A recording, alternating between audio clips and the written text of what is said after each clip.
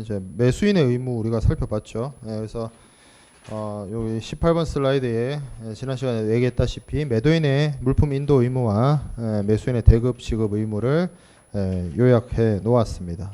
특정 장소에서 해야 되는 경우에는 특정 장소에서 하고, 그리고 특정 장소에서 할 경우가 아닌 경우에는 물품은 최초 운송인 뭐 이런 규정들이 있었죠. 그리고 대금의 경우에는 장소보다 시기가 좀 더 중요하다라고 했는데, 물품이나 물품의 서류를 교환하는 것과 대금 지급이 동시이행이 되는 것을 규정하고 있습니다. 그 부분을 좀 보면 되고, 이제 61조부터는 매수인의 의무 위반에 따른 매도인의 구제 방법에 대해서 규율하고 있어요. 우리가 앞서 살펴본 것처럼 30조에 매도인의 의무가 있었고, 45조부터 그러니까 매도인의 의무에 대한 위반에 대해서 매수인이 선택할 수 있는 해결 방법이 규정되어 있었고, 마찬가지로 이쪽에도 매수인의 의무가 쭉 있었죠. 우리가 대금 지급이라든지 물품 인도 수령이라든지 그런 것들이 있었는데, 그것을 제대로 하지 않았을 때 매도인이 어떤 선택지를 가질 수 있는가에 대해서 61조부터 규정되어 있습니다. 그래서 이 61조하고 앞서 우리가 봤던 매수인의 구제 45조 쪽하고 그 구성이 같아요. 그래서 매수인이 계약 또는 이 협약에 따른 어떠한 의무를 이행하지 아니한 경우에는 매도인은 다음과 같은 것을 행할 수 있다라고 되어 있죠. 그래서 62조에서 65조까지에 있는 규정들은 앞서 우리가 살펴봤던 매수인의 구제 방법처럼 뭐 특정 이행 청구라든지 추가 기간 지정이라든지 그런 것들을 얘기를 하고 있는 거고, 74조 내지 77조는 이제 손해배상과 관련된 것입니다. 이걸 나눠둔 이유가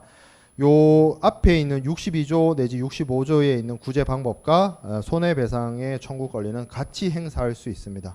특정 이행 청구와 함께 손해배상, 그리고 추가 기간 지정과 함께 손해배상, 그리고 계약 해제와 함께 손해배상, 이렇게 할 수 있죠. 그래서 나눠 놨고, 그렇죠. 그래서 그 설명이 밑에 나와 있죠. 매도인은 손해배상 이해의 구제를 구하는 권리 행사로 인해서 손해배상을 청구할 수 있는 권리를 박탈당하지 않는다. 매도인이 계약 위반에 대한 구제를 구할 때에는 법원 또는 중재판정부는 매수인에게 어떠한 유예기간도 허용해서는 안 된다. 이 얘기도 있었죠. 법원이나 중재판정부가 유예기간 주는 것이 아니라 매수인이 위반을 했을 때 매도인이 추가 기간을 주는 거죠. 그 뒤에 63조에 나와 있습니다. 자, 62조에 매도인의 특정 이행 청구권이 있습니다. 매도인은 매수인에 대해서 대금 지급, 인도 수령, 기타 매수인의 의무를 이행하도록 청구할 수 있습니다.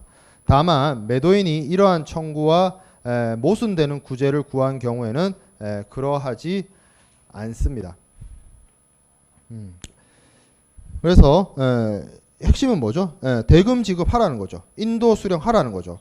그리고 이 CISG 상에서는 대금 지급과 인도 수령에 대한 의무만 어떻게 보면 규정해 놨는데, 매도인과 매수인 간에 합의해서 뭐 매수인에게 뭐 다른 어떤 특정한 업무나 임무 혹은 계약 이행과 관련된 요구를 할 수 있어요. 그걸 안 했을 때 똑같이 매도인은 이러한 계약 이행을 하도록 독촉할 수 있습니다. 돈 빨리 보내라고, 그런 거죠. 이러한 돈 빨리 보내라, 뭐 물건 빨리 받아라, 이거와 함께 모순되는 구제를 할 수가 없어요. 모순되는 구제란 건 계약 해제를 말하는 거죠. 돈 빨리 보내라 하고 계약 해제한다는 것 자체가 좀 말이 안 맞죠, 앞뒤가. 그래서 62조가 있고, 63조는 추가기간 지정권입니다. 추가기간 지정권, 부가기간 지정권 이렇게 해석하는 책도 있는데, 어쨌든 매도인은 매수인에 의한 의무 이행을 위한 합리적인 기간만큼의 추가기간을 지정할 수 있다. 62조의 특정 이행 청구가 독촉이었다면 63조 추가기간 지정권은 일종의 말미를 더 주는 거죠. 그래서 시간을 더 줄 테니까 빨리 돈 내라 라는 거예요. 자, 매도인이 매수인으로부터 그 지정된 추가기간 내에 이행하지 아니하겠다는 뜻의 통지를 수령하지 않는 한 매도인은 그 기간 중에 계약 위반에 대한 어떠한 구제도 구할 수가 없다. 이렇게 되어 있는데, 이행하지 않겠다라는 걸 하면, 난 안 할래 하면 뭐 계약 해제를 한다든지 뭐 이런 거 할 수 있습니다. 근데 내가 돈 줄게 라고 한다면 기다려야죠. 그 기간만큼은. 그렇게 시간 더 할애하게 해주고, 예를 들어서 뭐 오늘보다 뭐 한 3일 뒤까지 시간을 더 늘려주고 거기에 모순되게 뭐예요? 계약 해제도 같이 하고 그럴 수가 없는 거죠. 다만 이렇게 추가 기간을 준다고 해가지고 가만히 당하는 건 아닙니다. 일단 원래 정해진 기간 안에는 돈을 안 줬잖아. 그렇죠? 말미를 더 준 거니까. 거기에 대한 어떤 손해가 있다라고 한다면 매도인은 손해에 대해서 손해배상을 청구할 수 있습니다. 자, 그래서 보면 우리가 매도인의 어떤 의무 위반처럼 매수인의 의무 위반도 생각해 볼 부분이 여기서는 뭐 언급이 없습니다만 본질적 위반, 펀더멘털 브리치가 있고 그리고 본질적 위반이 아닌 경우에는 어떻게 할 수 있다? 특정 이행 청구를 할 수 있고 그리고 추가 기간을 줄 수가 있어요. 그죠? 그렇습니다. 근데 매도인의 의무 위반의 경우에는 이 특정 이행 청구가 두 개로 쪼개졌어요.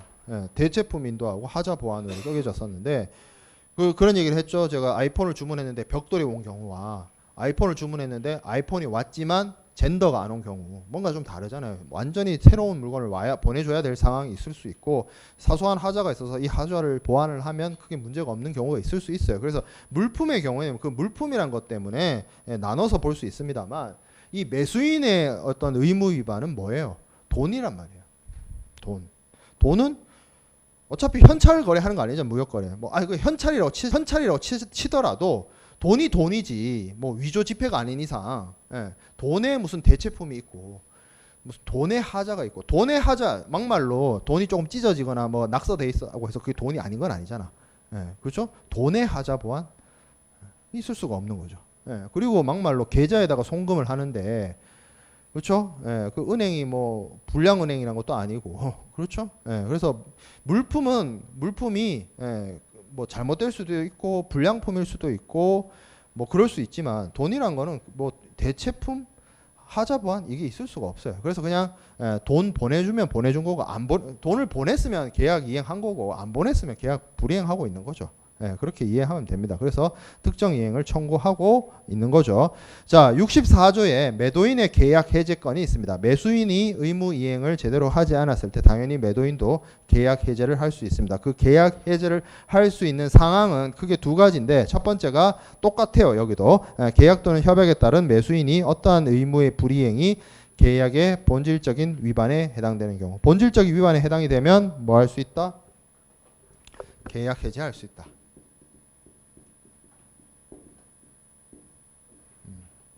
그렇죠? 자, 그리고 B. 매수인이 63조 1항에 따라 매도인에 지정된 추가 기간 내에 대금 지급 또는 물품 인도 수령 의무를 이행하지 않거나 추가 기간 줬는데 안 했어요. 그리고 그 지정된 기간 안에 안 하겠다라고 배째라 하는 거죠. 그러면 어떻게 한다? 계약 해제할 수 있다는 거죠. 그래서 조금 좀 안 맞긴 한데 본질 위반이 아닌 것, 본질적 위반이 아닌 것의 경우에는 요거를 하고 요걸 안 하거나 안 한다는 통지를 하거나 기간 내 안 하면 뭐 할 수 있다? 계약 해제를 할 수 있다. 이거죠. 그래서 앞에 단계가 하나 더 있습니다. 여기. 자, 요건 이제 계약 해제를 할 수 있는 상황이고 64조 2항에 보면 시기가 나오는데 계약 해제를 할 수 있는 시기가 나옵니다. 그래서 매수인이 대금을 이미 지급한 경우에는 다음과 같은 시기에 해제 선언을 하지 않는 한 해제 권리를 상실한다. 돈을 줬어요. 매수인이 돈을 줬어.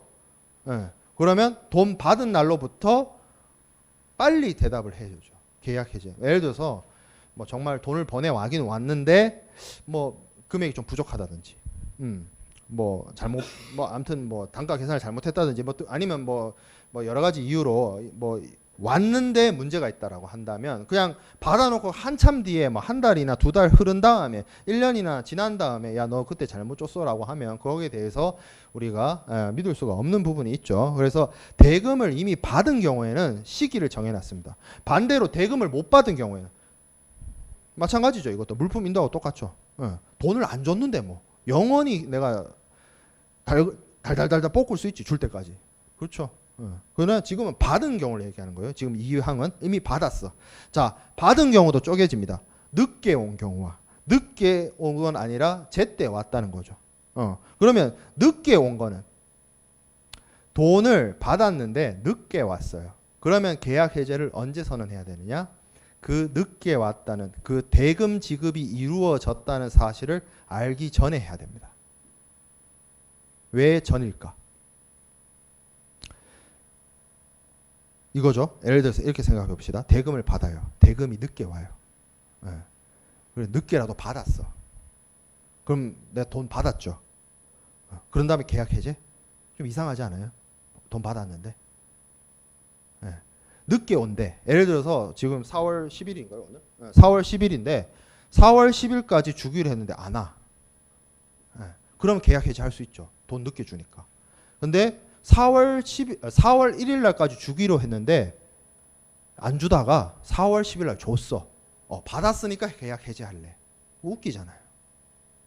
계약 해제할 거였으면 언제야? 4월 1일 주기로 했는데 10일이나 늦게 줬어. 그러면 돈 받기 전에 한 4월 9일쯤에 너 왜 안 주니 하면서 계약 해제하는 거는 있을 수 있는데 늦게라도 줬어. 주긴 줬잖아. 받아놓고 해제하기는 웃기잖아. 그래서 돈을 받은 경우에는 특히 이 지연된 경우에는 받기 전에 계약 해제해야 됩니다. 받고 난 다음부터는 그러면 늦게 준 건 어떡합니까? 늦게 준 건 책임 물어야죠. 그거는 손해배상을 물어야지. 계약 해제의 문제가 아니라. 자, 그 다음에 받았고 늦게 온 건 아닌데 제때는 줬는데 문제가 있어요. 뭐 이거는 뭐 금액이 뭐 안 맞을 수도 있고, 그렇죠. 뭐 공이 몇 개 빠졌다거나 뭐 이럴 수 있죠. 그럴 때는 어떻게 해야 되느냐? 그 위반을 매도인이 알았거나 알았을 때, 그리고 추가 기간을 지정을 했을 때는 그 추가 기간 내에 해야 됩니다. 그래서 여기 강의 자료가 좀 잘못되어 있는데 제목에 위에 타이틀에 보면 매수인이 대금을 지급한 경우에 매도인의 계약 해제권의 행사 기간입니다. 당연하겠죠. 대금 지급을 하는 사람은 매수인이니까 오타죠. 매수인이 그러니까 돈을 줬을 때 매도인이 언제 계약 해제를 할 수 있느냐. 대금 지급을 안 한 경우는 논할 필요가 없다라고 했습니다. 안 줬으면 줄 때까지 징징대면 돼요. 계약 해제 손해배상 하면 됩니다. 그런데 받은 경우에는 뭐 마켓 클레임의 문제가 있을 수도 있고 하기 때문에 그 CISG에서는 대금과 관련된 계약 해제를 할 수 있는 시기를 못 박아놨어요. 그래서 이행 지체의 경우에는 이행이 이루어졌다는 것을 알기 전에 그리고 그 이후부터는 위반을 알았거나 알아야 하는 시점 혹은 추가 기간이 종료된 시점부터 합리적인 기간 안에 계약 해제를 선언하도록 하고 있습니다. 이게 뭐 1년 뒤에 선언하거나 그럴 수 있는 부분이 아니죠.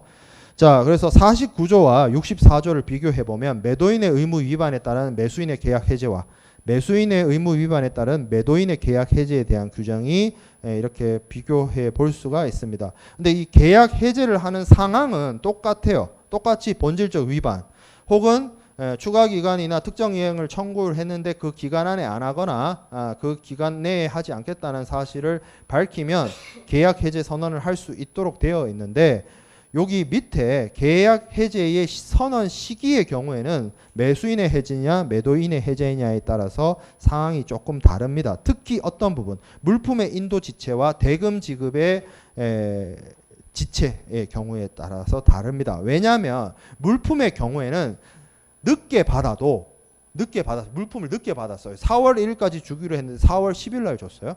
그래서 그렇게 늦게 줬는데 이 물품이 불량품일 수 있다는 거지. 그렇죠?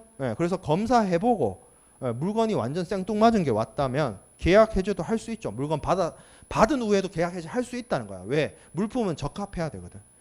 물적 적합성, 법적 적합성이 준수돼야 되기 때문에 물건 받아놓고 클레임을 제기할 수 있다는 거야.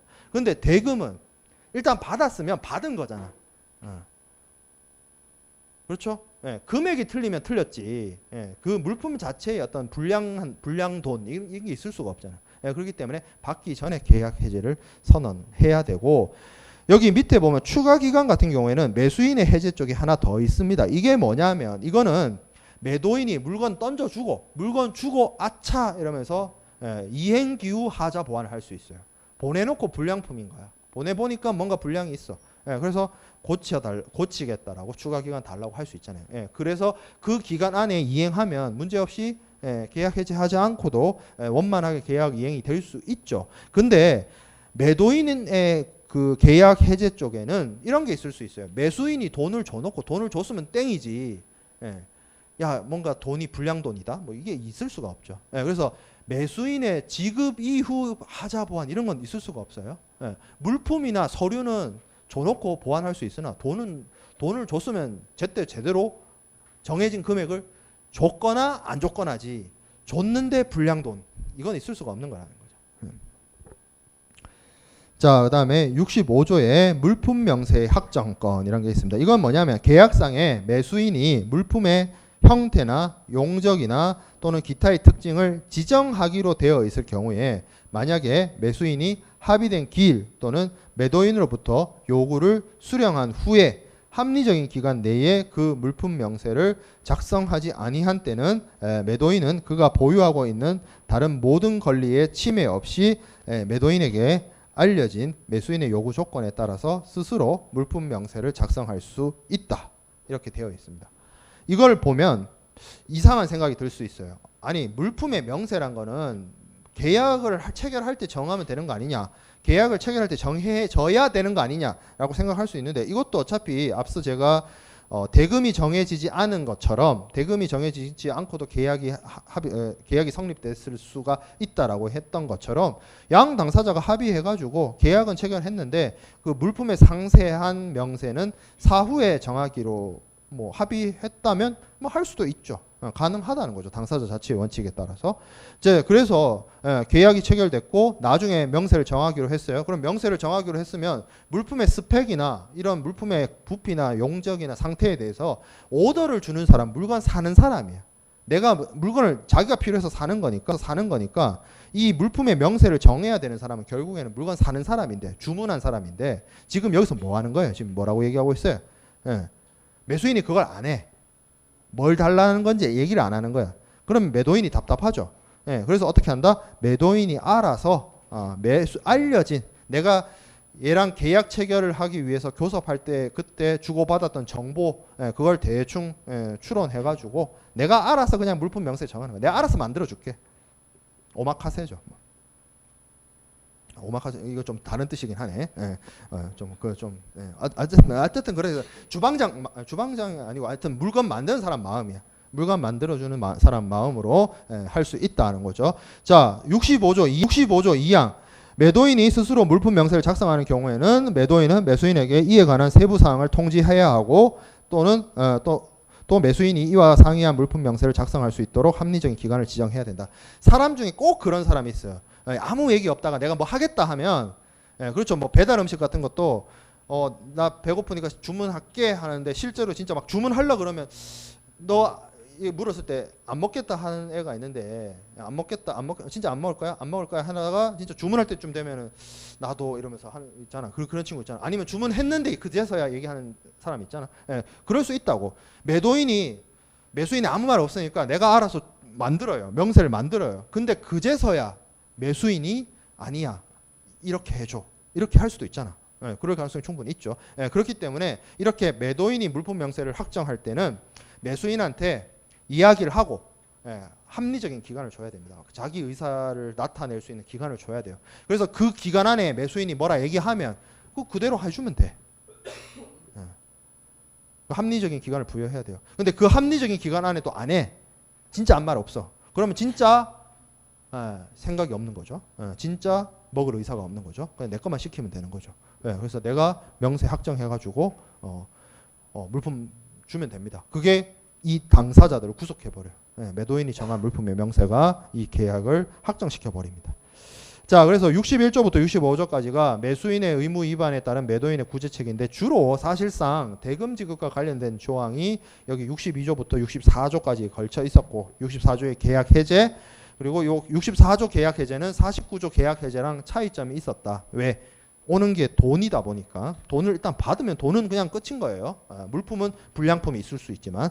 자, 그리고 65조는 좀 특이한 케이스였죠. 금액이 결정되지 않은 계약처럼 물품의 명세가 확정되지 않은 경우에는 원래는 주문하는 사람이 정해야 되는 물품의 명세를 매도인이 정할 수 있었다라는 겁니다. 매수인이 제때 제의를 안 해서 그런 거죠. 자, 그다음에 66조부터 이제 앞의 내용들은 매도인의 의무, 매수인의 구제, 매수인의 의무, 매도인의 구제 이거였다가 66조부터는 이제 공통 규정으로 이제 넘어갑니다. 66조부터는 위험 부담에 대한 일반 원칙이 규정되어 있어요. 그래서 위험 부담이라고 하는 거는 이렇게 얘기를 했습니다. 제가 물품에 어떻게 보면 물품에 멸실 손상이 일어났을 때 그 멸실 손상에 대한 책임이나 손실을 당하는 사람, 끌어안는 사람이 어떻게 보면 위험을 부담하는 자다. 사실 근데 생각을 해보면 내가 가지고 있는 내 소유에 있는 물건이 부서지거나 파손되면 마음 아픈 사람은 나죠.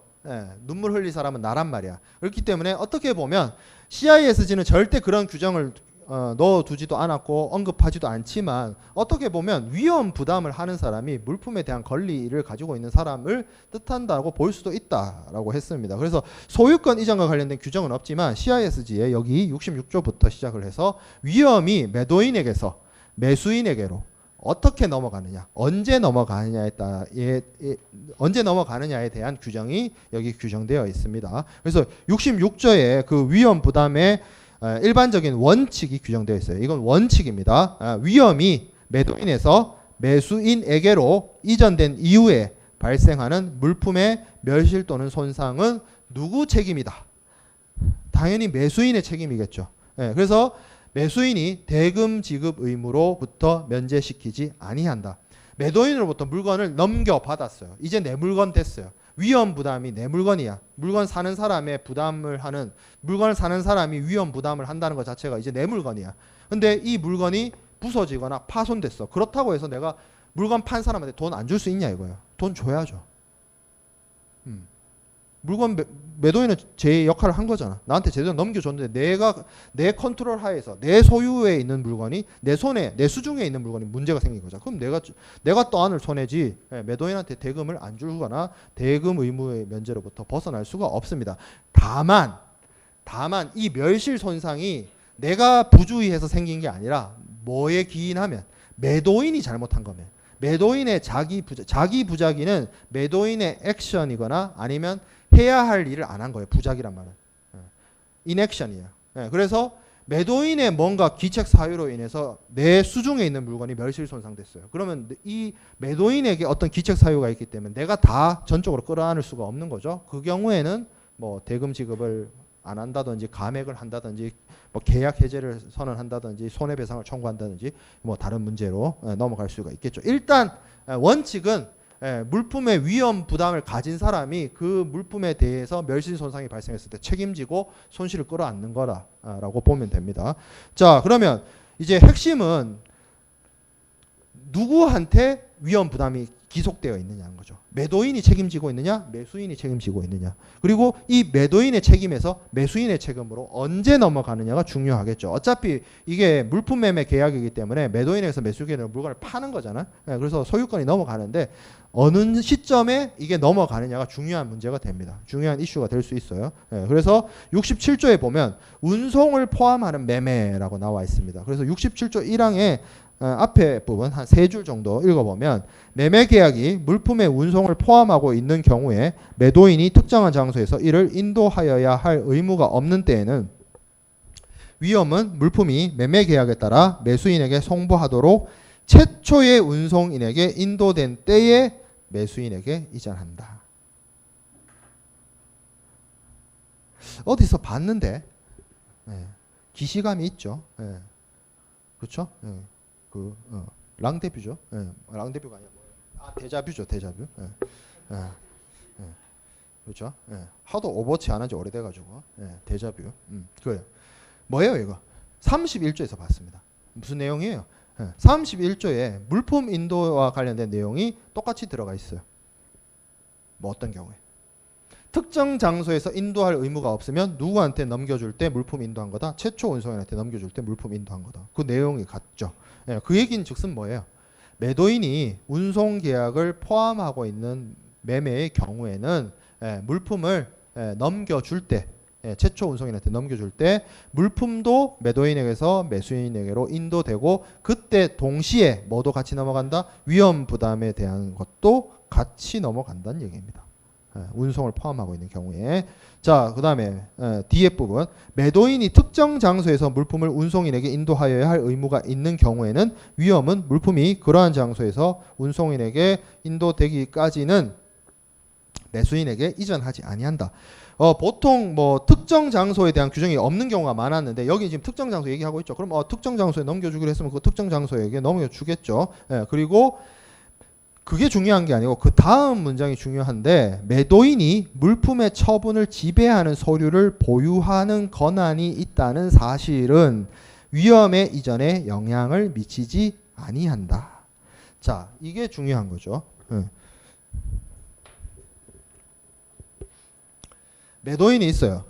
매도인이 있고 매수인이 있습니다. 자, 그리고 중간에 운송인이 있어요.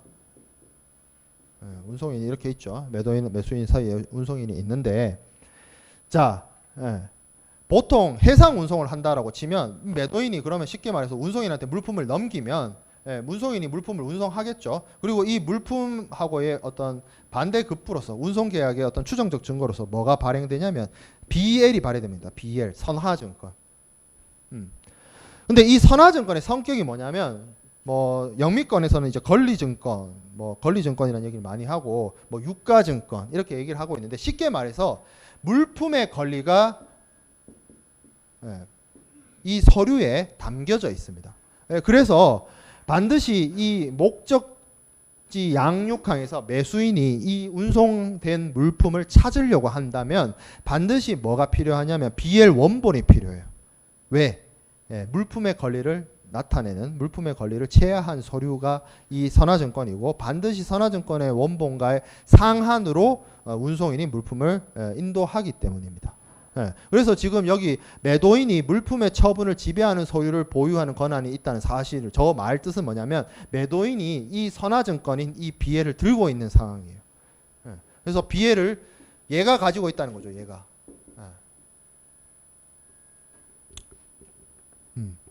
왜 매도인이 BL을 들고 있느냐? 물품은 운송인을 통해서 보냈어요. 근데 그렇게 보내고 매수인이 나한테 돈 줄 때까지 하염없이 기다리면 돈 떼먹을 위험이 있으니까 뭘 쓰는 거예요? 주로 이제 뭐 소위 알려져 있는 신용장 방식이거나 아니면 추심이거나 그 외에 기타 뭐 포페이팅이나 여러 가지 결제 방식을 통해서 은행을 통해서 주로 은행이라는 곳을 통해서 이 서류를 보내고 대금을 회수하는 방식이죠. 왜? 요걸 쥐고 있으면 매수인이 물건을 목적지에서 못 찾으니까 대금 결제해라. 그럼 이 서류 줄게. 이 서류를 어떻게 보면 인질로 잡고 있는 거죠. 매수인한테 돈 줄 때까지.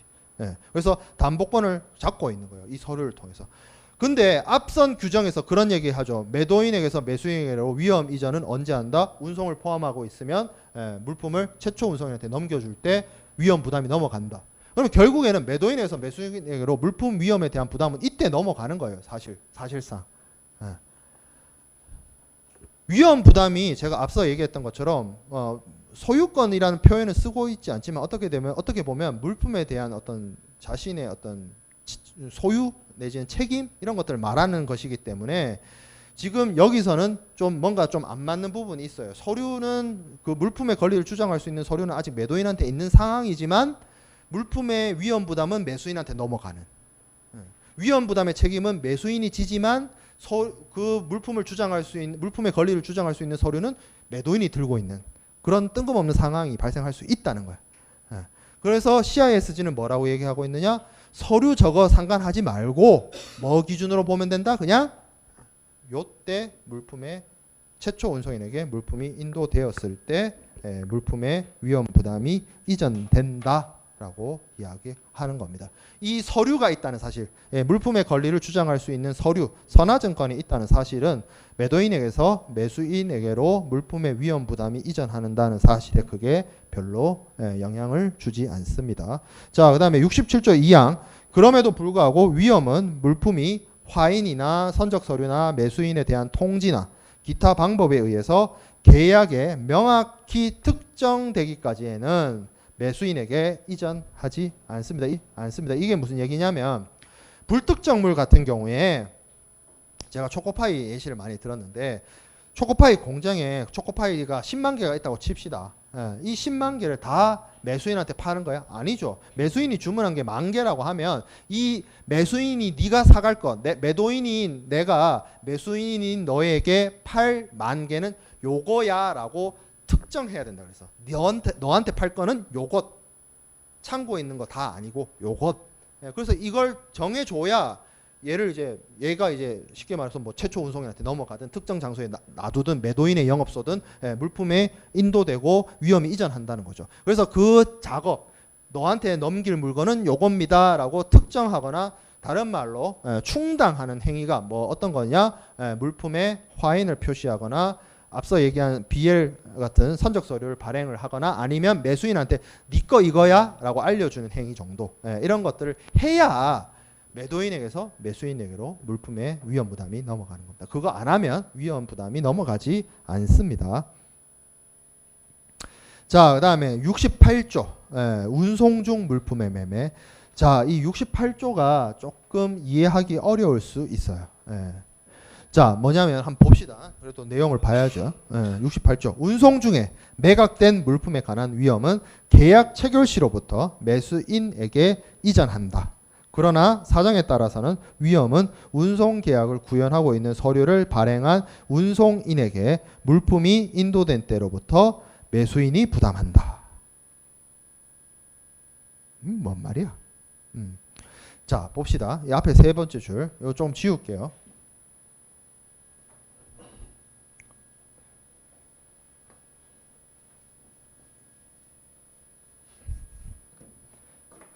자, 위험 이전과 관련된 거죠. 근데 운송 중에 물품이 매매됐대요. 이게 지금 어떤 상황이냐면 매도인이 있어요. 그냥 구분을 위해서 1번이라고 합시다. 얘가 운송물을 운송 계약해서 운송인에게 운송 계약 체결하고 뭐 비해를 받거나 하겠죠. 그렇겠죠. 이렇게 물품 넘겨주고. 그리고 이 매도인은 어떤 매수인이 있겠죠. 여기 매수인. 그리고 이 매도인과 매수인 사이에는 매매 계약이 있었을 것이고.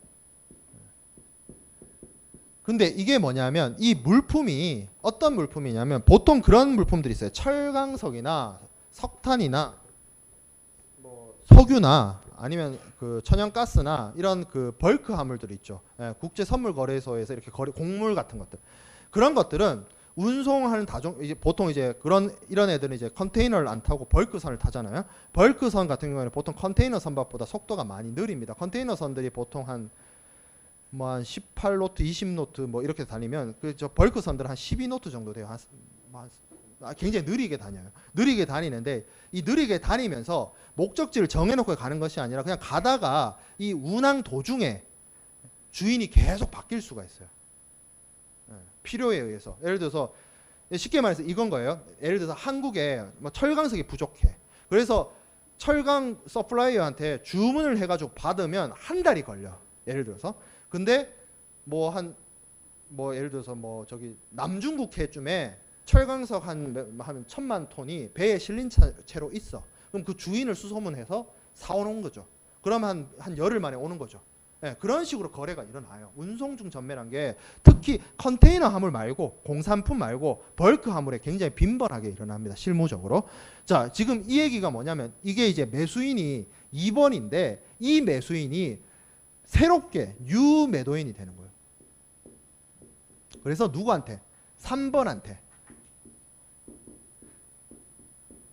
이 사람이 뉴 매수인이죠. 이 사람한테 운송 중 화물을 넘깁니다. 운송 중 뭐 매매, 물품 매매 혹은 운송 중 전매 뭐 이렇게 얘기를 해요. 뭐 표현이 중요한 게 아니고 이런 것들이 일어날 수가 있어요. 그러면 여기도 얘가 새로운 매도인이 됐고 얘가 새로운 매수인이 됐으니까 물품의 위험 부담이 넘어가야 되잖아. 그럼 이 경우에 언제 넘어가느냐는 거예요. 원칙은 계약 체결 시에 매수인에게 넘어갑니다. 그러면 여기 계약은 여기 1번 계약이겠어요? 여기 2번 계약이겠어요?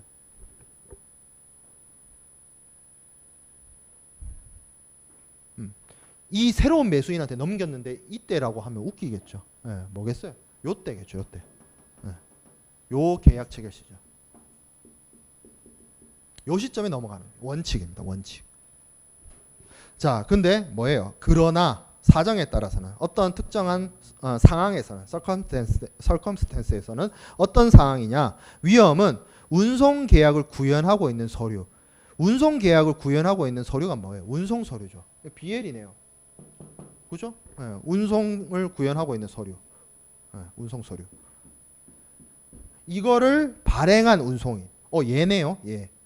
네, 얘가. 네, 얘한테 물품이 인도된 때로부터 매수인이 부담한다.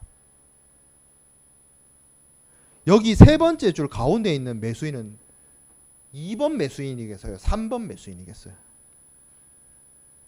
2번 매수인이면 굳이 이렇게 얘기 안 했겠지. 3번 매수인 말하는 거야. 그러니까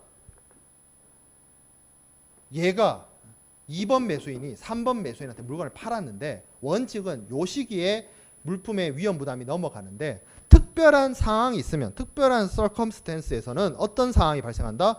이 운송 서류를 발행한 운송인한테 물품을 넘기는 요 시점에 이 매수인한테 위험 이전이 넘어간다. 근데 생각을 해보면 이게 시간의 순서가 이렇게 가잖아. 그죠? 이때 이 매도인이 원래 오리지널 매도인이 운송인한테 운송 계약해가지고 물품을 넘길 때는 이 사람은 있었지만 이 사람은 없었어요. 그죠? 네. 그러니까 뭐예요? 과거로 돌아가는 거죠. 과거로 역행하는 거죠. 네. 나는 지금 4월 10일 날 계약해가지고 이게 쉽게 말하면 이 계약이 4월 10일이고 이게 이 물품 선적이 4월 1일이라고 칩시다. 열흘 전으로 돌아가는 거죠. 열흘 전으로 돌아가서 내가 존재하지도 않았지만 그때부터 내가 물품의 위험 부담에 대해서 책임을 지는 거죠. 이게 억울한 거 아닌가? 3번 매수인 입장에서. 예.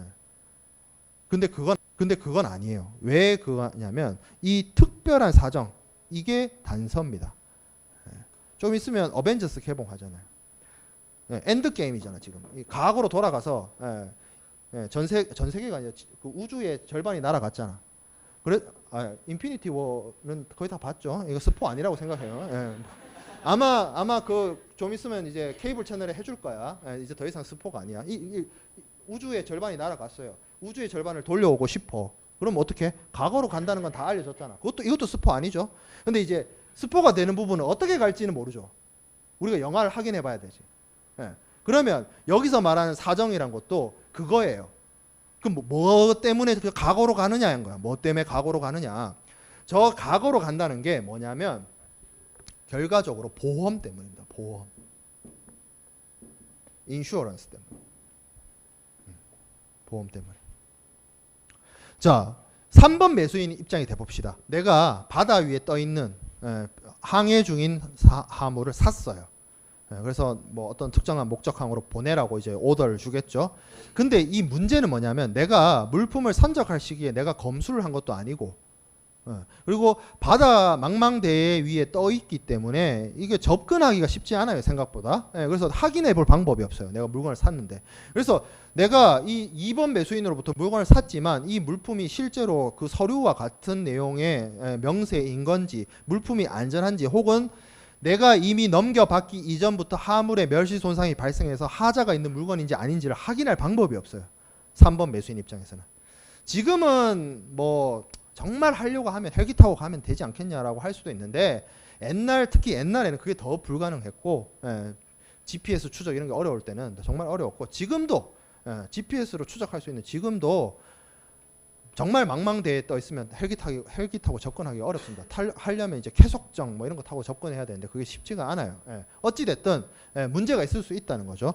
자, 근데 어차피 나는 이걸 샀고 목적항까지 언젠가는 뭐 있겠죠. 여기 목적항이 있겠죠. 목적항까지 이제 이 화물이 와야 되는데 문제는 내가 계약한 시점부터 요렇게 보험을 들면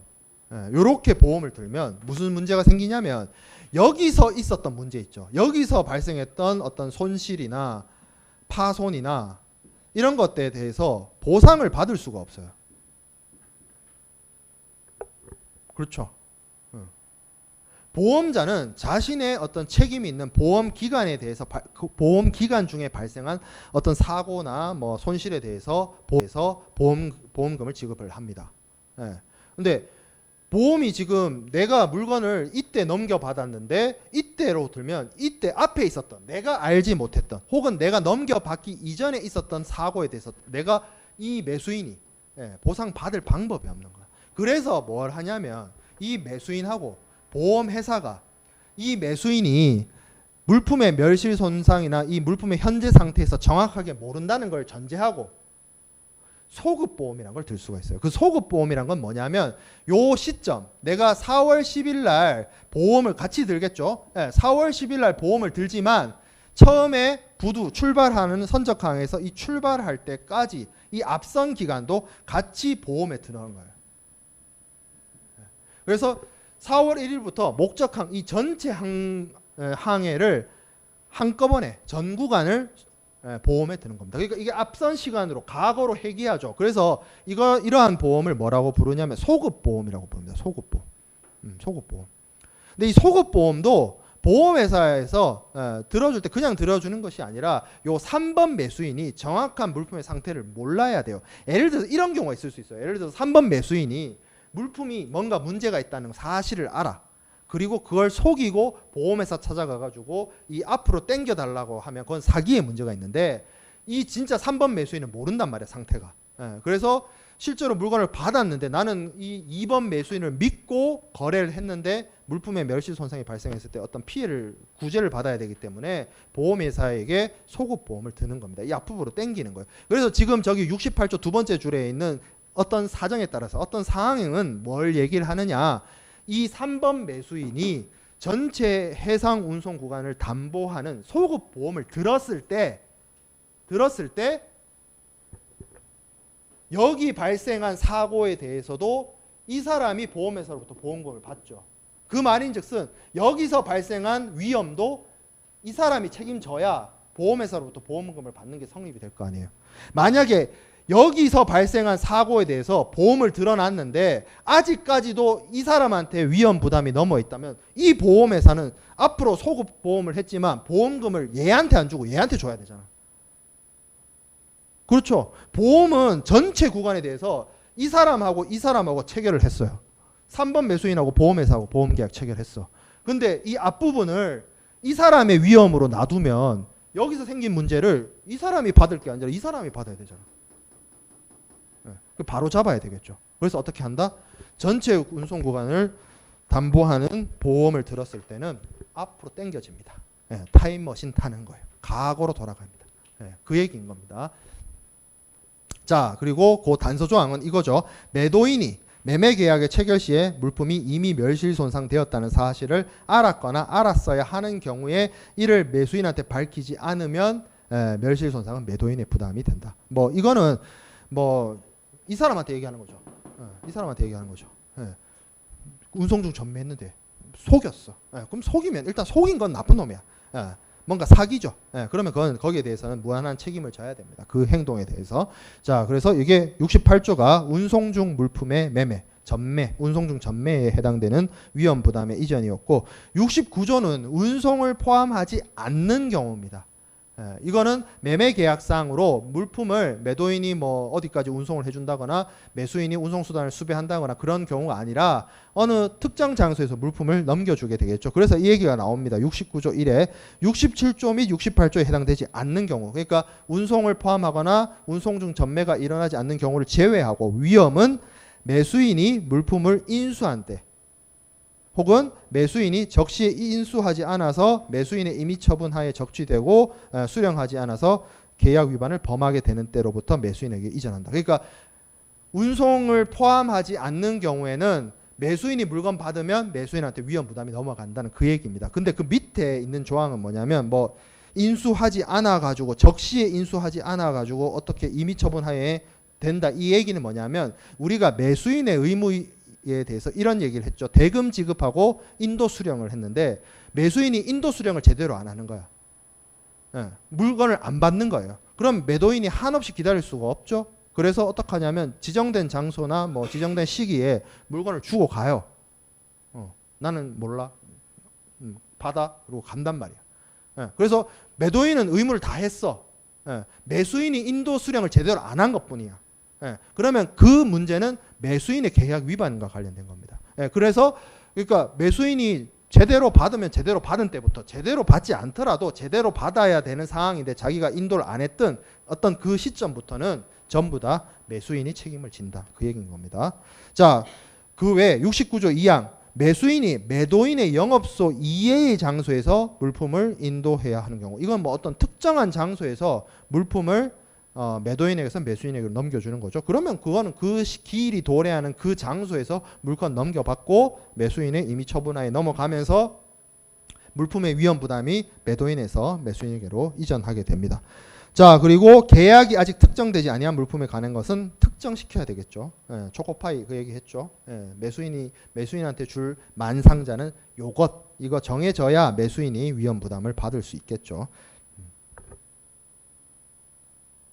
자, 그다음에 70조 매도인의 계약 위반. 이게 다 보면 이제 매수인이 물품을 위험 이전을 받는 내용들이 담겨져 있는데, 매수인이 이제 위험 이전을 넘겨받게 되면 그 물품의 멸시 손상이나 문제에 대해서 매수인이 책임을 집니다. 근데 매도인이 만약에 이러한 사안에 대해서 어떤 본질적 계약 위반이 있다면 그 매도인한테 원죄가 있는 거죠. 그래서 그 경우에는 앞에서 얘기했던 위험 이전이 매수인한테로 넘어가는 것이 아니라 매도인이 어느 정도 책임을 져야 됩니다. 매수인이 뭐 계약 해제를 선언하거나 손해배상을 청구하거나 뭐 그런 식의 구제를 앞에서 얘기했던 그런 구제를 이야기를 하겠죠. 자, 그래서 66조부터 70조까지는 위험 이전과 관련된 CISG 사항, CISG에 있는 위험 이전과 관련된 조항들을 살펴보았습니다. 그래서 66조는 원칙적으로 매도인이 매수인에게로 이전하면 물품에 대한 멸실 손상에 대한 책임은 매수인이 진다라는 부분이었고, 67조는 운송을 포함하는 경우에는 31조하고 내용이 같았어요. 그래서 최초 운송인한테 넘겨줄 때 매도인에게서 매수인에게로 물품이 인도가 이루어지고 인도와 함께 위험도 같이 넘어가고, 자, 그 다음에 68조는 운송 중 전매, 운송 중 물품 매매의 경우에 해당되는 내용이었습니다. 이 경우에는 원칙은 요 계약 체결 시점, 뉴 매도인이 뉴 매수인에게 넘겨주는 그 계약 체결 시점이 위험 이전 시점이고, 이 전체 해상 운송을 담보하는, 지금 그렇게 표현되어 있죠. 전 운송을 담보하는 보험이 체결되어 있는 경우, 소급 보험의 경우에는 이게 보험의 문제로 인해서 이 앞부분 계약 체결, 요 새로운 계약 체결 이전 시점에 대한 어떤 위험 부담을 요 2번 매수인이 지는 것이 아니라 3번 매수인이 지도록 하게끔 바꾼다는 거죠. 요건 예외적인 경우입니다. 예외적인 경우. 그래야 이게 운송과 보험의 실제 실무의 책임과 운송 실무 간행이 맞아 들어가게 되는 거예요. 자, 그 다음에 69조는 운송을 포함하지 않는 경우, 그거는 매수인한테 넘겨주면 위험이 이전되거나 아니면 뭐 영업소에서 넘겨주기로 했으면 영업소, 아니면 특정 장소에서 넘겨주기로 했으면 특정 장소가 될 것입니다. 자, 그리고 이러한 위험 이전을 하기 위해서는 반드시 매도인이 매수인에게 물어주는 물건은 이것이라는 특정이 필요하다. 또 있었죠. 자, 그래서 30번 슬라이드에 보면 이거는 이제 운송 형태에 따라서 물품의 위험 이전과 물품의 인도에 대한 규정이 있습니다. 맨 오른쪽에 있는 부분은 인커텀스인데, 인커텀스는 아직 우리가 안 배웠으니까 CISG에 대한 내용만 좀 살펴보면, 기본적으로 운송을 포함하게 되면 그러니까 운송을 포함하는 계약이라는 게 별다른 게 아니고, 매매 계약 체결할 때 예를 들어서 뭐 CIF로 계약을 해가지고 매도인이 목적항까지의 뭐 운송을 수배하고 뭐 운송 비용을 지불하는 식으로, 그러니까 매도인과 매수인 이 두 사람 사이에 어떤 계약 이행과 관련해서 누구 특정하게 계약서 상에 운송을 시켜야 되는, 운송 계약을 체결해야 되는 의무가 함께 들어가 있는 경우가 대체적으로 여기에 해당이 되는 거예요. 그러면 이 경우는 보통 특정 장소에서 인도 의무가 없는 것이고, 보통은 최초 운송인한테 물품을 교부하는 데 발생을 하게 됩니다. 만약에 특정 장소에서 매도인이 매수인한테 특정 장소에서 넘겨주기로 했다라고 한다면 그 특정 장소에서 물품이 인도되고 위험도 같이 넘어가겠죠. 그래서 맨 위에 운송을 포함하면서 특정 장소에 인도 의무가 없는 경우, 그리고 특정 장소에서 인도하는 경우, 맨 밑에의 경우에 그렇게 해당이 되겠죠. 중간은 운송을 포함하지 않습니다. 운송을 포함하지 않아서 보통 이제 인커텀스로 치면 EXW 거래 같은 것들이 보통 여기 해당이 되는데, 이 경우는 주로 매도인의 영업소거나, 그러면 영업소면 명업소에서 물품을 인도하기로 했으면 그 영업소에서 물품의 인도도 이루어지고 매도인에서 매수인에게로 위험 이전도 같이 넘어가겠죠. 그리고 매도인의 영업소가 아닌 장소도 마찬가지죠. 그 장소에서 매수인의 임의 처분하에 놓였을 때, 매수인의 컨트롤 하에 들어갔을 때 매수인에게 그 위험에 대한 부담이 넘어가게 될 겁니다.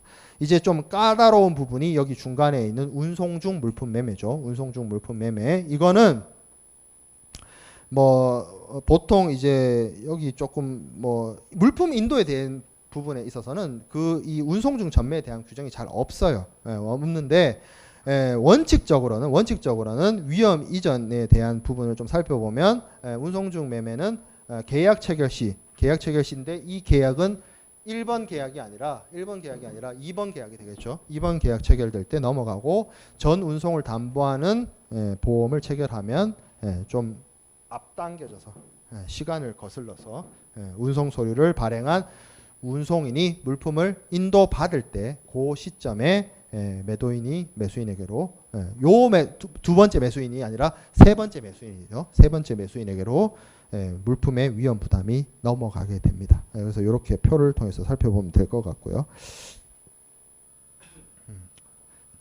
자, 그다음에 이행 기전 이행 정지라는 게 71조에 있습니다.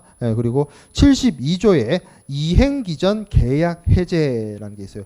71조와 72조는 같이 함께 묶어서 좀 살펴볼 필요가 있는데, 우리가 앞에서 이행 기전 뭐 이런 표현을 봤었는데, 그건 뭐였냐면 매도인이 의무 이행을 하는데 어떤 기일이 도래하기 이전에 자신의 의무인 서류 교부와 물품 인도를 좀 잘못했을 때 그 문제를, 서류를 고치거나 서류를 보완하거나 물품을 하자를 보완할 수가 있었어요.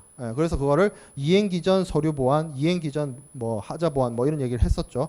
근데 지금 여기 71조 72조는 뭐냐면 이행기 전인데, 계약 이행을 하기 전인데 상대방이 계약 위반을 할 것이 너무 뚜렷하거나 명백하거나, 아니면 상대방이 본질적 계약 위반을 할 게 너무 확실해요. 그래서 내가 네가 계약 위반하니 나도 계약 이행 안 하련다라고 선언하거나, 아니면 네가 본질적 계약 위반이 할 것이 너무 클리어하기 때문에 내가 계약 해제를, 네가 위반하기 전에 내가 먼저 선수 쳐서 계약 해제 해버리겠다. 이게 71조, 72조에 있는 내용입니다. 71조부터 볼게요.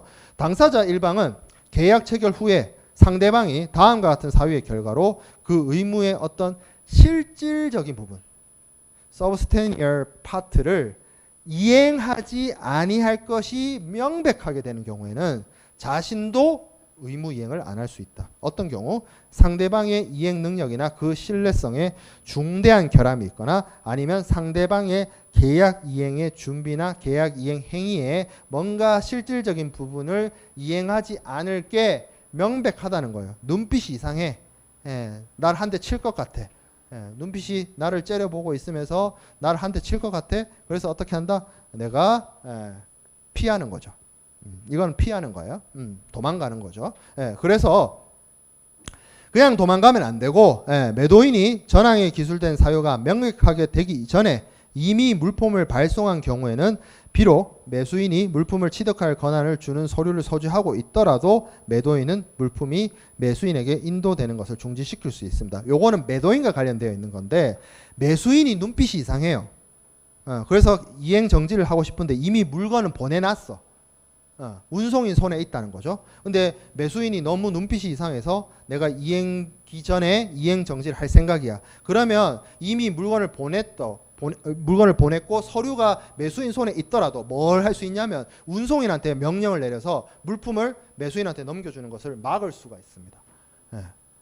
그렇죠? 그 얘기인 거고, 71조 3항은 뭐냐면 이행을 정지한 당사자는 물품의 발송 전후에 상관없이 상대방한테 그 정지의 통지를 즉시 발송해야 됩니다. 내가 상대방 눈빛이 이상하다 해가지고 나도 이제 이행 안 할래라고 했어요. 근데 그냥 내 마음속으로만 생각하고 있었어. 나는 이거 이행 안 해야지라고 혼자 마음속으로 생각하면 뭐가 되냐면 그게 나중에 결국에는 나만 계약 위반이 되는 거야. 그렇죠? 의사표시를 안 하면 뭐 해야 된다는 거야. 네가 눈빛이 이상해서 나도 안 할란다라고 상대방한테 통지해야 됩니다. 반드시 통지해야 돼요. 자, 그래서 그 통지를 받았어요, 상대방이. 상대방이 그 이행에 관해서 적절한 보장을 제공하는 경우에는 이행을 계속해야 됩니다. 그래서 상대방이 하들짝 놀라겠죠. 아니야. 내가 눈빛이 이상한 게 아니고 원래 태어날 때부터 좀 험상궂게 태어나서 네가 나를 오해했다. 내가 개런티할게. 내가 확실하다. 라고 하면 믿어줘야죠. 그럼 믿고 이행 정지하면 안 되죠. 그럼 같이 계약 이행해야 되겠죠. 근데 만일 정말로 내가 눈빛을 제대로 읽은 게 맞다라면 나중에 문제가 생기겠죠. 그러면 그때 문제가 생겼을 때 계약 해제를 하거나 손해배상 청구를 하면 됩니다. 그렇죠. 그게 이행 기전 이행 정지고, 자, 이행 기전 계약 해제예요. 이것도 마찬가지예요. 계약의 이행길 이전에 앞에 71조와 72조가 다른 부분은 72조는 본질적 위반입니다. 펀더멘탈 브리치예요. 앞에서는 그냥 눈빛만 이상했는데 72조는 칼을 들고 왔어. 저 칼로 날 쑤실 것 같아. 그래서 어떻게 해야 돼? 내가 선빵을 날리거나 해야 되겠죠. 그래서 선빵을 날립니다. 계약 해제 선언하는 거예요. 근데 이 계약 선언이 계약 해제를 나 혼자 알고 있으면 안 되죠. 어떻게 해야 돼요? 상대방한테 알려주는 거죠. 나의 그 서슬퍼런 칼날을 봤어. 그러면서 내가 먼저 선빵 날릴 거야. 그러면서 계약 해제를 먼저 통지해 줘야 돼요. 근데 통지를 받은 그 친구가 이야기하겠죠. 이건 사심이가 아니라 가도야. 이러면서 너 오해했어. 네가 나를 오해했다. 그러면서 뭔가 적절한 보장을 해주면 계약 해제할 수 없고 이행해야 됩니다. 물론 나중에 문제 생기면 그건 나중에 가서 해결하면 돼. 계약 해제 손해배상으로. 그렇죠? 그 얘기입니다. 그래서 이 이행 기전 이행 정지와 이행 기전 계약 해제를 좀 나눠서 살펴보면 이행 기전 이행 정지는 뭐예요? substantial part를 불이행할 것이 판명된 경우예요. 그래서 이 영어 표현이 become apparent입니다. 약간 드러나다, 뭐 이게 좀 보인다, 뭐 이런 뜻으로 쓰이는데, 문제는 뭐냐면 이제 강의 자료에는 판명된으로 제가 이제 해석이 되어 있는데, 다른 교수님들 책에는 이게 apparent, become apparent를 명백하게 된 경우 이렇게 해석되는 책도 있어요. 그래서 제가 영어 원문을 실어놨습니다. 그 앞에도 그랬죠. 그런 거 있었죠. withdrawal이나 revocation 같은 경우에도 교수님들마다 국문 해석이 조금 다른 경우가 있었는데, 그래서 제가 그런 경우에는 영어 원문을 실어놨습니다. 이건 이제 become apparent라고 하고, 이행 기전 계약 해제는 71조하고 다르게 본질적 계약 위반이에요. 상대방이 기대하는 어떤 기대 이익을 완전히 실질적으로 박탈을 하는 상황에서는 계약 해제도 할 수 있습니다. 그래서 이 상대방의 어떤 본질적 계약 위반이 너무 명백해야 돼요.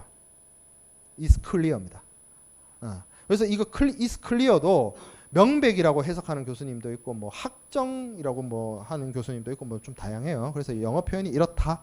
근데 뭐 중요한 거는 이거를 그냥 할 수 있는 것이 아니라 반드시 상대방한테 알려야 되고, 상대방이 손사래를 치면서 아니야, 오해했어, 나 제대로 할 거야 라고 하면 그거를 뭐 이행 정지나 계약 해제를 할 수가 없습니다. 진행을 해야 되겠죠. 진행했는데 뭐 진행 후에 뭐 문제가 생기면 그거는 다른 구제 방법으로 해결하면 됩니다. 자, 그다음에 분할 이행 계약의 해제가 있습니다. 분할 이행 계약 해제. 이거는 뭐냐면 계약을 이행을 하는데 한 번에 한꺼번에 물품을 인도하거나 인수하는 것이 아니라 어떤 상업적 상황에 따라서 물품을 뭐 여러 번 회차를 나눠서 인도할 수도 있고, 그러면 이제 뭐 아니면 이제 주기적으로 공급을 받기 위해서 할부 계약하듯이 나눠서 물품을 운송해서 넘겨줄 수가 있다는 거죠. 그 경우에 어떻게 하는 거죠? 73조 1항은 물품의 분할 인도를 위한 계약의 경우에서는 어느 분할 부분에 관한 당사자 일방의 의무 불이행이 그 분할 부분에 대해서 1, 2, 3, 4, 5 이렇게 나누는데 세 번째인데, 그 세 번째가 본질적 위반에 해당되면 그 세 번째만 계약 해제 선언을 할 수 있습니다. 나눠서 할 수 있어요. 그 얘기죠. 자, 73조 2항은 뭐냐면 이렇게 나눠놨는데 나눠서 분할 이행이 되는데 그 세 번째가 문제가 됐어요. 세 번째가 문제가 되면 세 번째 분할분에 대해서만 계약 해제를 하는 것이 아니라 뭐도 할 수 있다. 장래의 분할 부분. 그러니까 세 번째, 네 번째, 다섯 번째 이거를 다 본질적 위반이 달성될 것이라고 판단이 되면 뒤에 오는 미래의 것들도 다 같이 계약 해제할 수 있습니다. 장래의 분할 부분에 대해서도 계약 해제를 선언할 수 있어요. 자, 그리고 73조 3항. 어느 인도 부분이 있는데 그 특정 부분이 잘못됐어요. 본질적 계약 위반이 돼서 계약 해제를 선언을 해요. 근데 1, 2, 4, 5번은 정상적으로 왔고 문제도 없어. 근데 이게 예를 들어서 뭐 석탄이나 석유를 주기적으로 공급받는 것이 아니라 1, 2, 3, 4, 5를 합쳐서 뭔가 뭐 큰 제품이나 기계를 만드는 상황이라고 생각해 봅시다. 아무리 1, 2, 4, 5가 잘 왔고 아무 문제 없어도 3이 제대로 안 오면 완성을 못 시키는 거야. 그러면 어떻게 한다? 그 경우에는 그 일부분의 본질적 계약 위반을 근거로 해서 전체를 계약 해제 선언할 수 있습니다. 그래서 그 부분에 대해서 얘기하고 있는 거죠. 그 인도 부분들이 뭐라고? 상호 의존 관계여야 한다. 뭐 이런 경우에요. 아까 말했던 것처럼 이걸 합쳐가지고 뭘 만들어야 되는 상황. 상호 의존성이 있어야 되는 거죠. 아까 다른 경우로 만약에 석탄을 주기적으로 공급한다. 석탄을 예를 들어서 100만 톤을 주는데 이걸 20만 톤씩 끊어서 공급한다. 그러면 이게 석탄이기 때문에 서로 뭐 묶어서 쓸 이유가 하나도 없잖아요. 그런 거는 분할로 계약 해제가 되는 건데 이게 1번 부품, 2번 부품, 3번 부품을 합치는 어떤 완성품이 요구되는 경우에는 이게 서로 간에 의존이 되어 있죠. 링크가 걸려 있죠. 이 경우에는 전체를 다 계약 해제 선언할 수 있습니다. 자, 그래서 이행 기전 이행 정지, 이행 기전 계약 해제, 분할 이행 계약에 계약 해제가 나와 있습니다. 그래서 상대방의 눈빛이 이상하면 내가 안 하겠다 할 수 있지만 알려야 되고 오해였다라고 손사래를 치면 이행 정지 못 하고요. 상대방이 뭔가 칼을 숨긴 것 같지만 그게 뭐 사시미가 아니고 가도였다라고 하면 그거를 그냥 넘어가 줄 수밖에 없어요. 그렇기 때문에 통제하는 거죠. 그래서 막무가내로 이런 이행기전 이행정지, 이행기전 계약해제를 막무가내로 할 수는 없어요.